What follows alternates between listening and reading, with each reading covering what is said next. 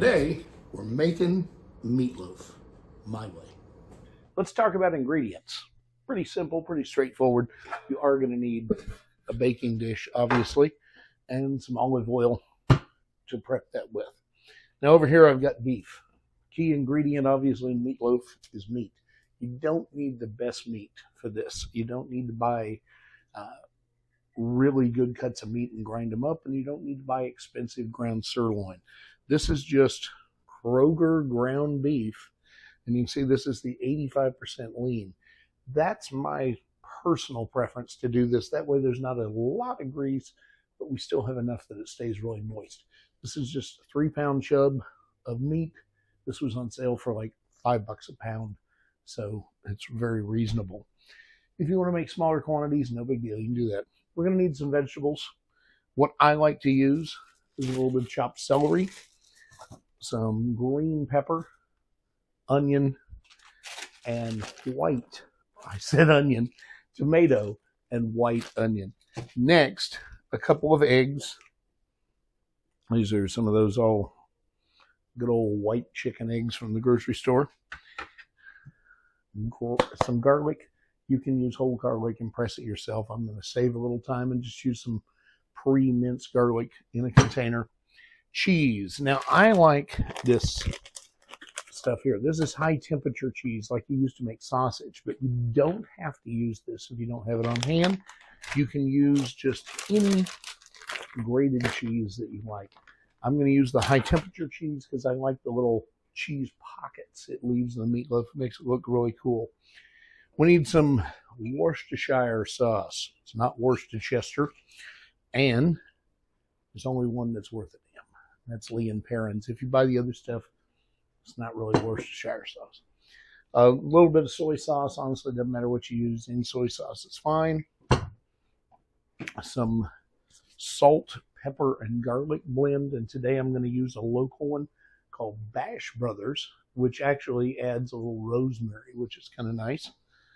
And then we've got some Italian seasoning. And then you need breadcrumbs. And again, it's up to your taste. I like these Italian breadcrumbs. But if you'd rather use panko, that's fine too. It gives it a lighter, more airy consistency. But I like Italian breadcrumbs. All right, let's get it underway. Mixing up your ingredients, you can do it by hand. You can do it any way you like. But I'm going to cheat today. I'm going to do it right here in the KitchenAid. So I'm going to start by slicing open this beef and just dropping that in there. Now, I'm using all 3 pounds because I'm making quite a bit of meatloaf. But again, adjust this according to the volume we're going to make. And just set that down in. And then I'm going to go ahead and break my 2 eggs right here into the mixer. I'm going to add some of the salt, pepper, garlic, rosemary, and yes, I washed my hands in between. I've got this nice little attachment here. Now this is kind of neat. I found this one online. As you can see, this actually has a blade on both sides, these silicone blades to pull stuff off the sides. The one that you get usually with the machine doesn't have a silicone blade, and you see a lot of them that have just one. I like the one that cleans both sides. We're going to go ahead and put that on there. Drop it down in. To that, I'm going to add a minced onion, and I've only used about 1/3 of an onion. About the same amount of celery. Got about 1/2 of a green pepper here that I'm going to cut up into nice small pieces as well. All right, we're going to put that in there also. Now this tomato, I'm just going to cut the caps off both ends.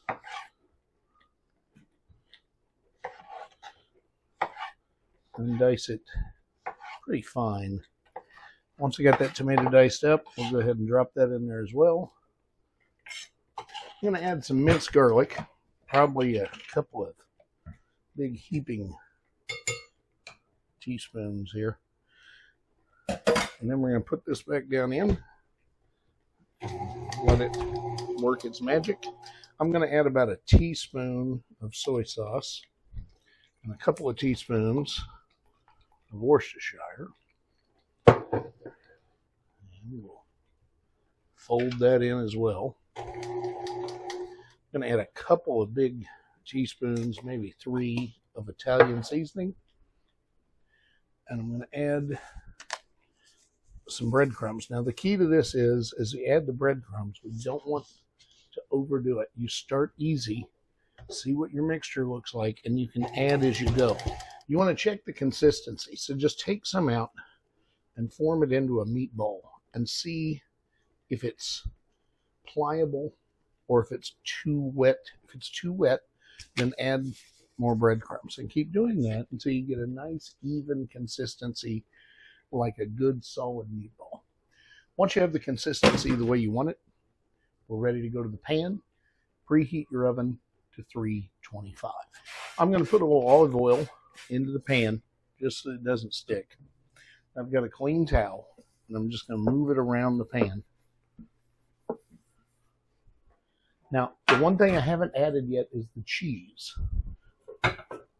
So as I start to put this mixture in, what I'm going to do is I put some in, I'm going to press it into the pan, and then just put a little cheese into the meat.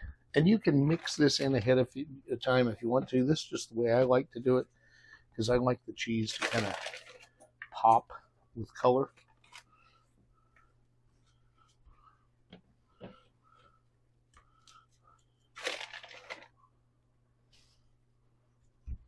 In the center.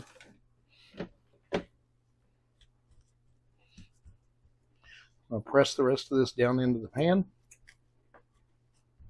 Keep adding a little bit of cheese every so often, pushing that in there. Fill this pan out. Then we'll just kind of work it together. Last but not least, I sprinkle a little extra cheese over the top, because I like cheese. Press it down in there. It's ready to go in once the oven is preheated, and it's going to cook till it's ready to eat. I just took it out of the oven. It's been right at an hour.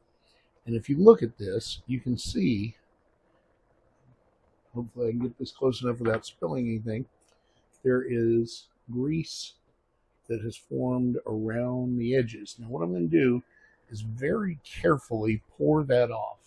Then I'm going to take the meat out and put it onto a cutting board where it can rest for a little bit and cool and condense before I start slicing it. As far as pouring that grease off, do it the way you're comfortable with. Me, I do it into a colander and a big bowl underneath. The grease is off. We're going to take this out of this pan. There's no right or wrong way to do this. The way I prefer to do it is like this. Start my spatula and just slide out of there in one easy step. The rest of this grease you can use to make gravy if you so desire. Obviously I've got potatoes boiling and make mashed potatoes, so we'll show you what it looks like when it's all done. The finished product. Little mashed potatoes. There's the meatloaf. Till next time, eat fabulous. Remember, if there's something you'd like me to make, all you gotta do, like, share, subscribe, and drop me a line, bill@kansasflamingochef.com.